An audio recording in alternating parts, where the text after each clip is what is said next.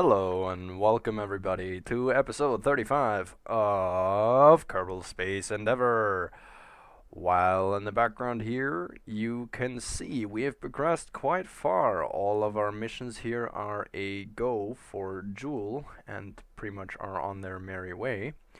And now one of the things that is coming up is an opportunity for Eve. So, while this is under construction, I would like to explain myself why I have been not as on time as I used to be. And the thing is, I had to move to the countryside because right now, thanks to my studies, I'm in the fourth semester, I need to do some practica. So I have to work in different hospitals and pretty much have to deal with a lot of different patients.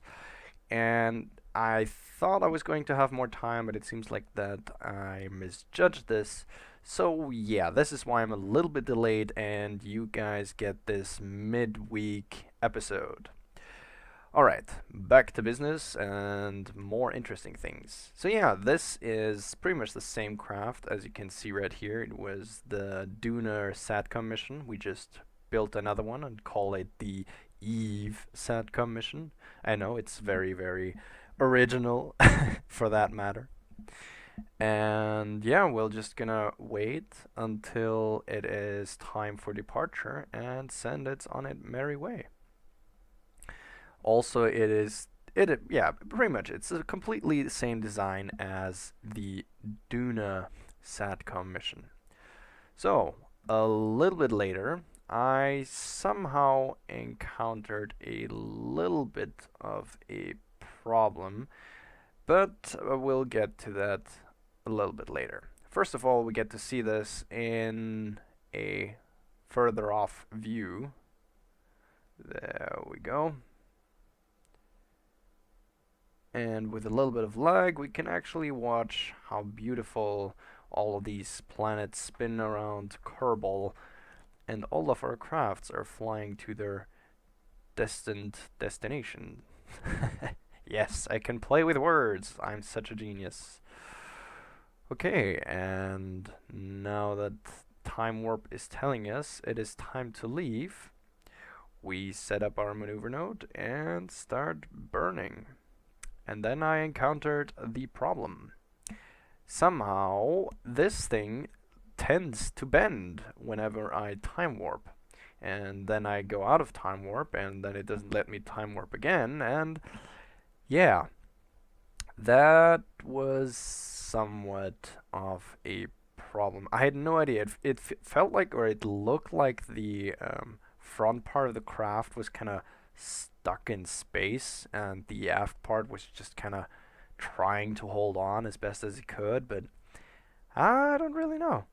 It just really, really weird and annoying. Reloading didn't help or anything, so yeah, I even tried opening things up and whatnot, but it didn't really work. So the trick that I came up with, I just switched to the tracking station and time accelerated from there until it was time for our next maneuver burn, as it is right here.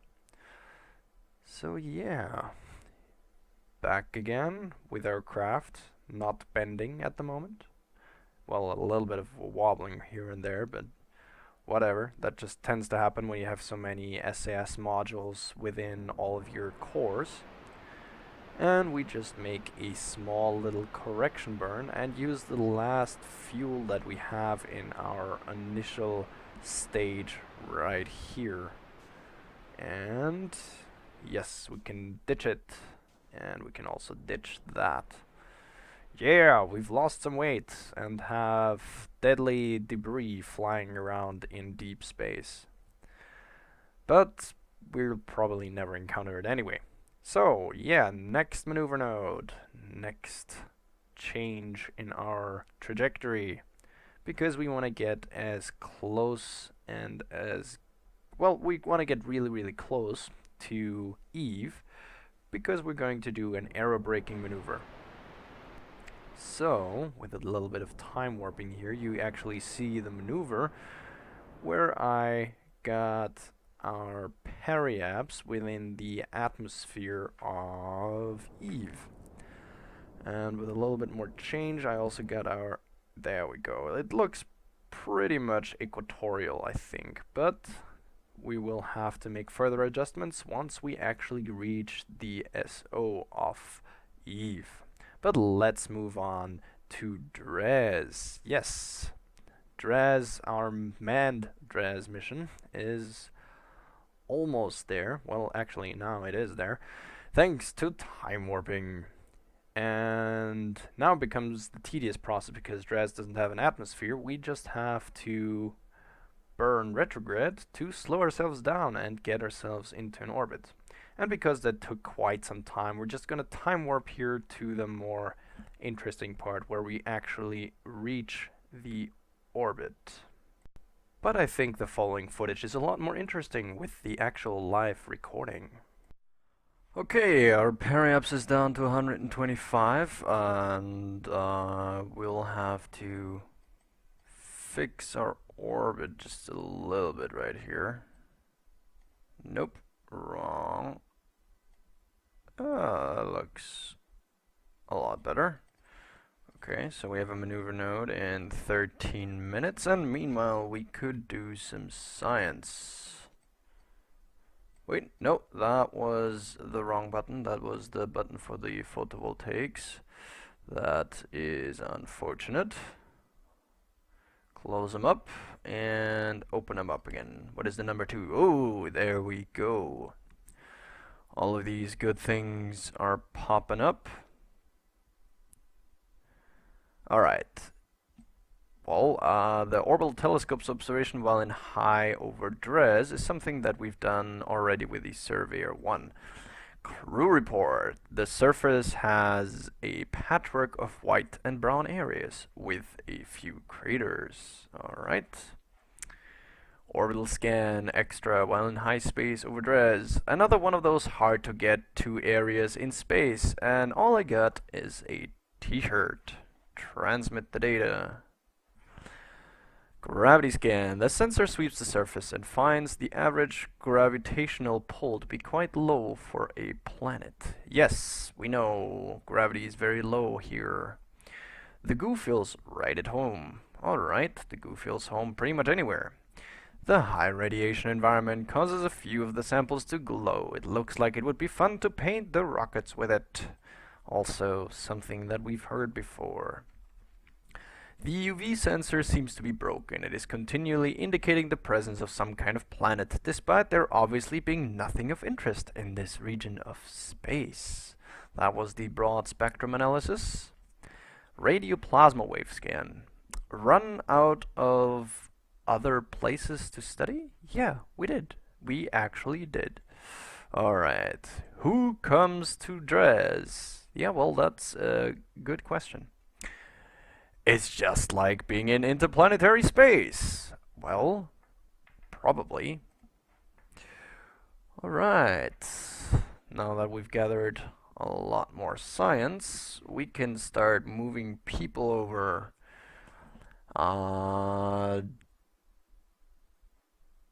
Geofin. Wait, why am I doing an EVA? I can use the transfer tool. Well, I guess my brain does not comprehend the super awesome features that the game gives me. Oh well.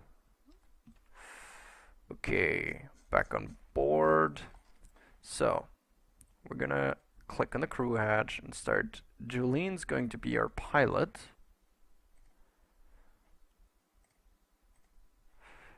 And Enlen and Geofin will go right over here in the lab, which of course can start cleaning the experiments.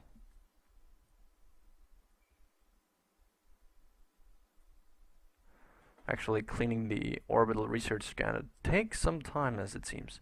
Alright, we have 11 minutes to go, so let's start fast forwarding. This time without anything breaking, so hooray! Okay, we still have one full tank over here, and this craft here has about 400 units left of liquid fuel.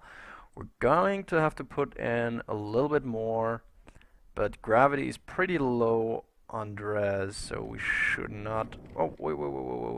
I should move up to my maneuver marker. That would probably be a good idea. And then we can go back down to the surface. Well, not go back down, but go down to the surface for the first time. And then we'll see how much fuel we require for a run to the surface and back up to our craft. Once again, this is pretty much the same as Moho. The difference being that gravity is a lot less here, so it's going to be much easier. So I'm going to show you guys the first landing, maybe the second one, but the third, fourth, fifth, sixth, seventh, and eighth landing, or however long it will take, is something that I will either cut down into a short video or will just miss out on it altogether, and I'll just summarize it once I finish. One of the next things that is actually coming up is the Eve SATCOM in 31 days, but I think we're going to be done with Dres by the time we have to look at our Eve mission. So, this is complete. Now we have to wait until we reach Periaps in 1 minute. There we go. Then we need to transfer some fuels around, and then we should be good. Let's check. This stage here has the photovoltaics out and would be ready for separation. Nothing else on board here that we need. No, I don't think so. Okay, so let's line ourselves up one more time and slow down again. There we go. I want to get down to about 150 kilometer orbit. That's hopefully a good idea. Whoa, why are you spinning? I don't like to spin. Stop. Stop it. Come on, come on, come on, come on. And there we go. There we go, 140. That is something I can live with. Now, next stage is transferring some fuel around. But we don't want to spend too much time watching me transfer fuel manually around instead of using the tech fuel balancer. I didn't do it this time because I just didn't want to read and try to figure out which part is what, so I just clicked on it and felt like that was easier. It just takes a little bit more time. So yeah, we're just put a lot of fuel into the lander, as you can see in the top right corner of the screen. There's still a little bit left in the drive stage, but it is not much. It is definitely not enough to get us back to Kerbal.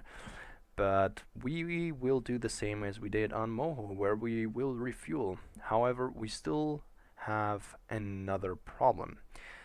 While here and looking at the map, I realized there is no carbonite being detected.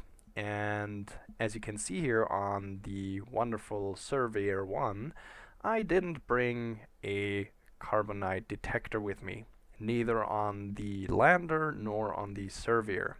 So yeah, project oversight, I guess. But no.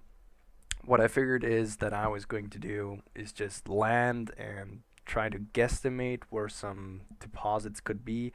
Usually they hide around slopes or are near craters, or pretty much anywhere that is just harder to get to. And that's the way I'm just going to try. And I mean, the amount of that you find of carbonite, it pretty much just determines how long it takes you until you can start up again. So yeah, let's just switch to live recording again. So now that we are closer here, we have a temperature scan saying collected recorded temperature data from the environment. Oh, so informational. Who comes to Dres? We do. Ran out of places to study. We've just read that before. And the surface has little in the way of distinguishing features, even viewed close up through the telescope. Several particles become embedded in the collected wafers.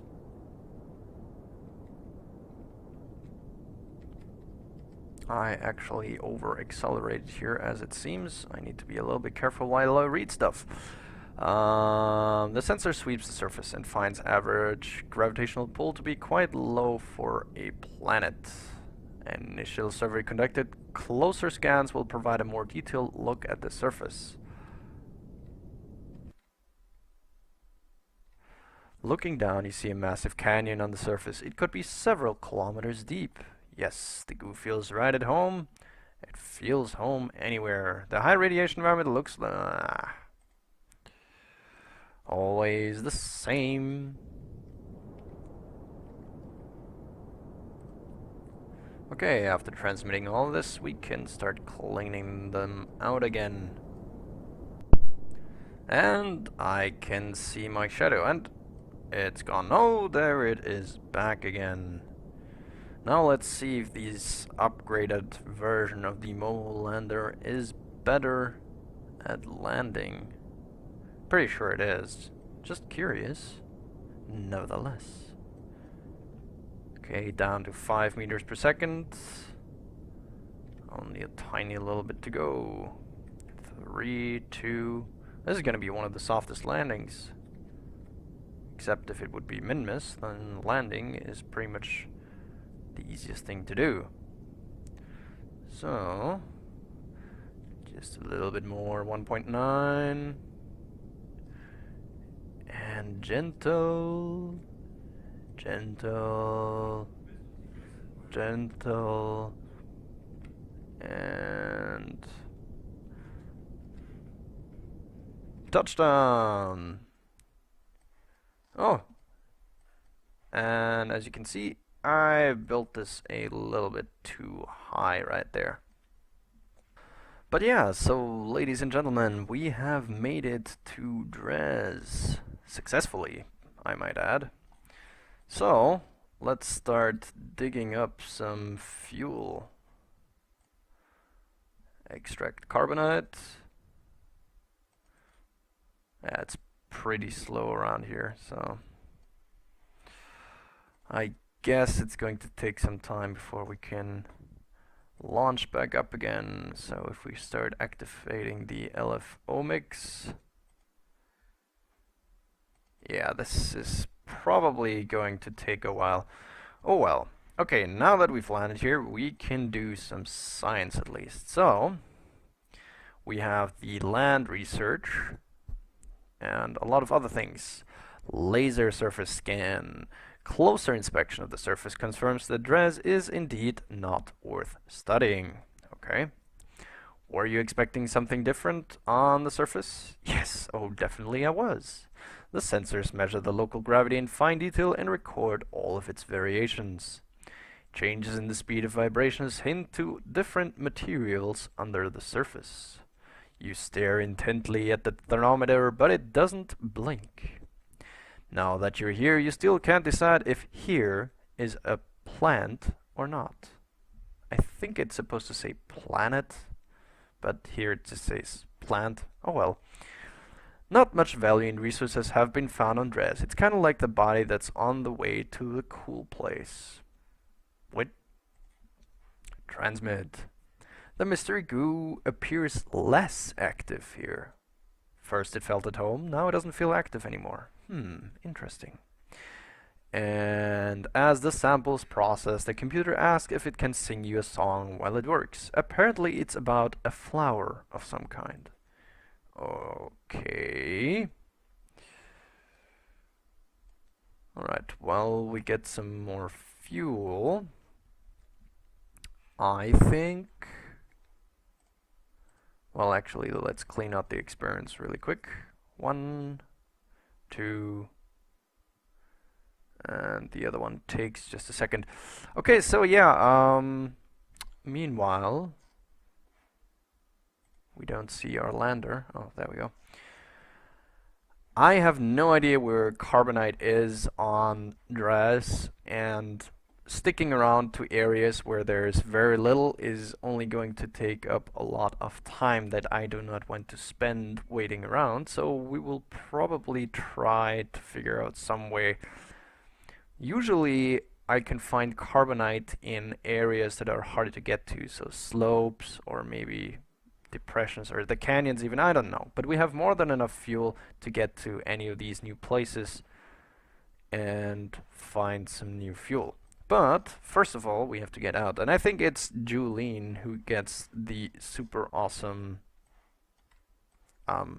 jump, I guess. Whoa, that was close. Of getting out and getting some wonderful, wonderful science. So we are right now in the lowlands. So we're going to plant a wonderful flag here to commemorate this moment with our flag right there. Where were we again? Oh, lowlands. Dres first landing. Commander Julene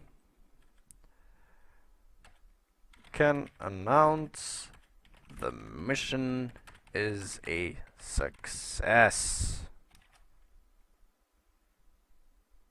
And let's take a surface sample. You collect some samples, but now your gloves are all dirty. Well, I can live with that. And the report states, when you look closely at the ground, you can see there are many different types of deposits mixed together. Alright, well, let's get back inside.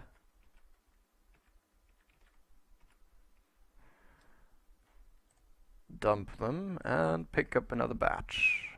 There we go. And hopefully this time I won't forget to take the additional ones that I bring along, as has happened on Moho. That would be unfortunate. Not that we need the science, but still.